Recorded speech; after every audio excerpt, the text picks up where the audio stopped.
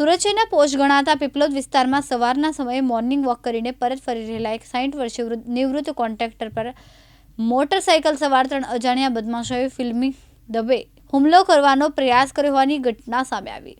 પ્રૌઢ જેમતેમ કરીને પોતાનો જીવ બચાવીને ભાગવામાં સફળ રહ્યા હતા. હુમલાખોરોએ પ્રૌઢની બહેનને ફોન કરીને આ વખતે નરેશ બચી ગયો, હવે ઘરે સીધી લાશ આવશે તેમ ગંભીર ગુનાહિત ધમકી આપી. સમગ્ર મામલે ઉમરા પોલીસ સ્ટેશનમાં ફરિયાદ નોંધાતા પોલીસે ગુનો નોંધીને તપાસ હાથ ધરી. આ સમગ્ર ઘટના નજીકમાં લાગેલા સીસીટીવી કેમેરામાં કેદ થઈ જવા પામી.